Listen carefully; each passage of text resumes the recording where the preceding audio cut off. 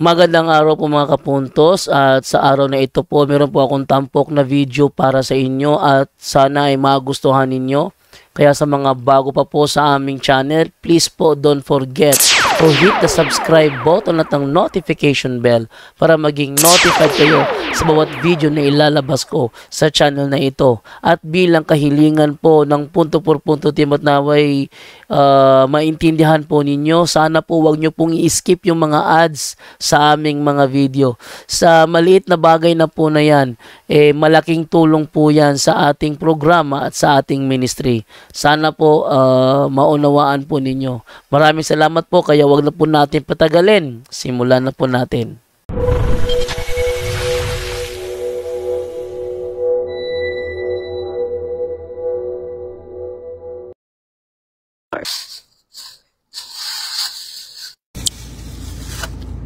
Hello mga kapatid, magandang araw.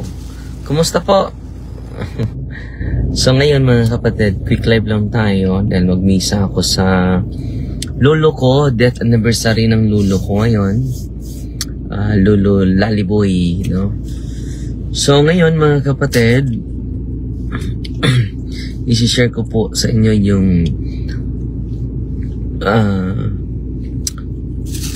buong tema sa first reading, Psalm at sa Gospel. I-collate natin ito at isi-share ko sa inyo para ma-inspire naman tayo mga kapatid. So first reading, Jonah chapter 1 verses 1 to 12, no? Diba si Jonah ay kinain ng pating? So it is the ang theme nito sa first reading is reluctance to obey God's command of mercy. So ganun din tayo, no? Dahil reluctant, nagdududa, no? Sa kung yung sugo ng Diyos sa atin, may pagdududa pa tayo. So makarelate tayo kay Jonah, mga kapatid.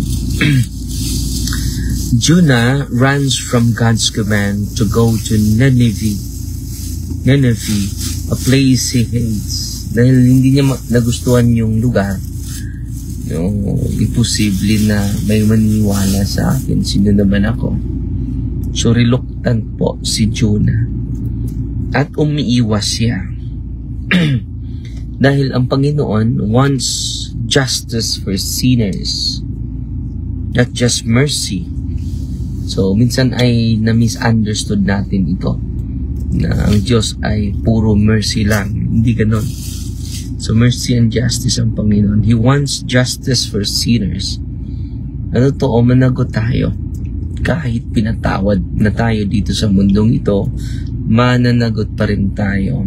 Babayaran pa rin natin yung parusa na ating ginagawa dito sa mundo. Kung nagnakaw tayo ng pera, isauli mo yan. Isauli mo yan, babayaran mo yan. Mas mabuti mabayaran dito sa mundong ito. Kung hindi mo yan babayaran sa mundong ito, doon sa ibang daigdig, doon sa purgatorio or sa impyerno, no? He attempt to flee leads him into a storm. So tumakas si Jonas para makaiwas siya, pero nasumpungan niya yung bagyo, a symbol of inner and outer turmoil. When we resist God's will, ito mangyari sa atin. The inner and outer turmoil. When we resist God's will, every time we resist the will of God, there is inner and outer turmoil. May bagyo, no? Yung bagyong ito ay nasa loob at nasa labas. When we resist, yan ang mangyari. When we resist the calling of God, despite Jonah's failure, despite sa kanyang reluctance, despite sa kanyang pagdududa at katigasan ng ulo at puso, the failure of Jonah, God still saves him. Niligtas pa rin siya sa Diyos sa pamagitan ng pating. Show divine patience and mercy. Ito po ay nagpapakita sa consistency ng Panginoon, the faithfulness of God despite our infidelity, sa ating kulang sa pananampalataya, kulang sa pag-ibig, kulang sa pananiwala, at matigas pa ang ating ulo. So, in the gospel, paano natin malink ito sa gospel? Jonah is the priest and Levite. Dahil yung Paris, Ebanghelyo, dahil Good Samaritan po ng Ebanghelyo natin ngayon. Avoiding the mission of compassion. So, minsan, we avoid the mission of compassion. Lalong-lalong na ngayon, no? Hinihikayat natin ngayon, yung mga followers natin, follow the maymay sa magbalantay ni Bishop Abed, para madiretso na natin yung tulong natin sa may nabiktima sa kalamidad, no? So may sa magbalantay para we could not avoid the mission of compassion, para sa kunting paraan makatulong tayo sa mga biktima ng kalamidad, makatulong tayo sa mga biktima ng bagyo, no? So let us not avoid this very moment. We are inspired, we are encouraged by the Lord, no, to not avoid the mission of compassion. Okay? So makonek natin sa Ebanghelyo. But God challenges him to go anyway. So pumupunta talaga si Jonah sa lugar, sa area of mission niya. Mission area. At then, i-connect naman natin sa, sa Psalm. Ganda ng Psalm. God rescues and hears the cry of the broken. Ang theme sa, okay mong alala, kinukolekta ko po itong collection of themes from first reading Psalm and the Gospel. The thematic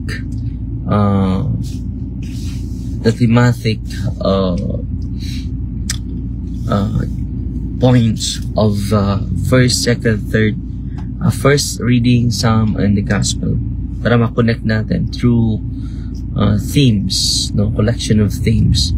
At gagawin natin itong aklat, mga kapatid. So dito sa Psalm, God's mercy responds to our repentance and helplessness. So ang Panginoon, because of the mercy of God, He will respond us in times of failure.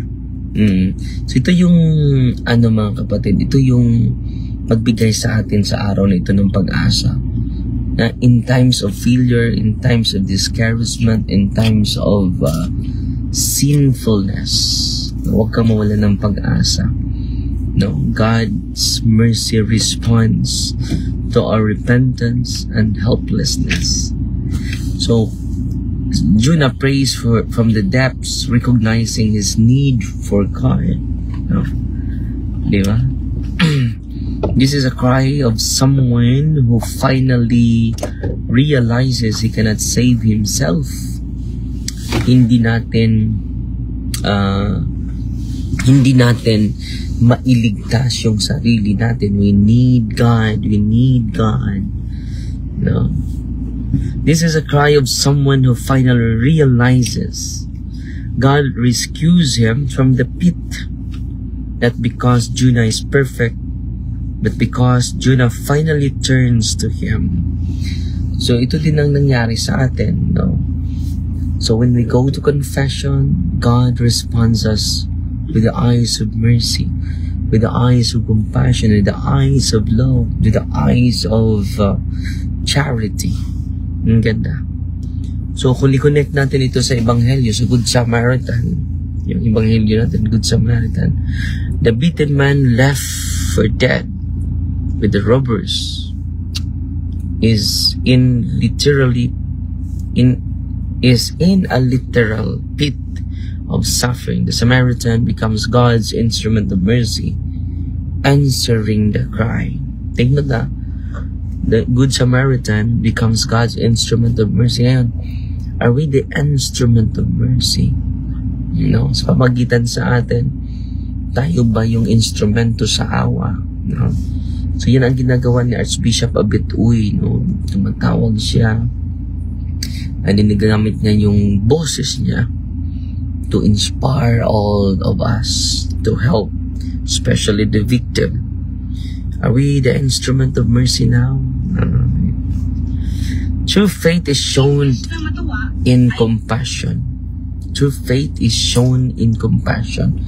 So yung pananampalataya natin, kung ipakita lang natin ito sa gawa natin, ay marami tayong matutulungan, mga kapatid. Sa gospel natin, yung theme natin, loving God requires loving our neighbor with action, not avoidance. Ang ganda na? So, loving God requires loving our neighbor with action, not with avoidance. Sa Ebanghelyo natin, may mga karakter doon. May priest, may Levite, and then the Good Samaritan. So the priest and Levite failed to help, much like Jonah initially failed his mission. So yung pari, yung Levite, pati si Jonah failed their mission. The Good Samaritan, though socially despised, yung mga Samaritano ay ano yun,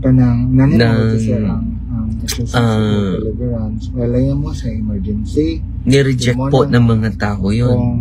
Dahil hindi po, sa mga Hudyo, nireject. May grabe yung cultural conflict ng mga Hudyo at sa mga Samaritan. Though socially despised, embodies God's mercy through concrete care, sacrifice, and presence. Ito yung challenge natin, mga kapatid. No? Are we embodied by God's mercy despite He is rejected, despite na socially despised, no? Socially despised sa mga tao, yung mga Samaritan. But the mercy of God they become the instrument of God through concrete care, sacrifice, and presence. Jesus' teaching, mercy is not optional. It is the measure of true holiness. So take note, mercy is not optional. It is the measure of true holiness. The Good Samaritan, Jonah, echo of Jonah, the Good Samaritan does what Jonah was afraid to do. Go to the enemy and show mercy. Yan ang challenge natin. Go to your enemy and show mercy. So patuloy tayo, mga kapatid, at sana po ay na-inspire kayo sa thematic presentation natin sa first, and then sa Psalm, at sa Gospel. So, holiness, mercy is not optional. It is the true essence or mission of holiness. So, God bless, ha? At Fighting Maria, Tatak CFD with a humble heart. At sana po nag-enjoy po kayo at natuto sa mga magandang reflection ng ating Ebanghelyo ngayon. So, Fighting Maria, Tatak CFD with a humble heart. In the name of the Father, and of the Son, and of the Holy Spirit. Amen. Our Father who art in heaven, hallowed be the name, the kingdom come, the will be done on earth as it is in heaven. Our daily bread, forgive us our trespasses, as we forgive those who trespass against us. And lead us not into temptation, and deliver us from evil. Amen. Hail Mary, full of grace, the Lord is with you. So far, blessed are you among women, blessed is the fruit of the womb, Jesus. Hail Mary, Mother of God, pray for us sinners, now and the hour of our death. Amen. Glory to the Father, to the Son, and to the Holy Spirit. In the name of the Father, the Son, and the Holy Spirit. Amen. At mawala yung signal natin mga kapatid. Dahil wala na yung signal. Dili po na siya Punta tayo makinig sa- ka ng one sir sa kanang formation sa safety. Okay. Kumusta, Father? Kato lang ang Mga panghinaot diya sa Cebu. kanang Petron Saint Sa hamong Saint Andrew. Robert Pilar God bless sa Cebu, no? At kung meron kayong extend, kung mayroon tayong extend na tulong, so through Pag pwede na mo hatag, mga sir, paglaog ng uban ni Bishop Abit. pwede na po mga record mo dari sa Encourage budget sa natin. center. So mercy is not optional. It is the true measure of holiness. Ma-meeting mo True siya alas essence sa mga of hapon na sir. the Eucharist, the holiness. Ba't God dili bless. mo po ka makainon nga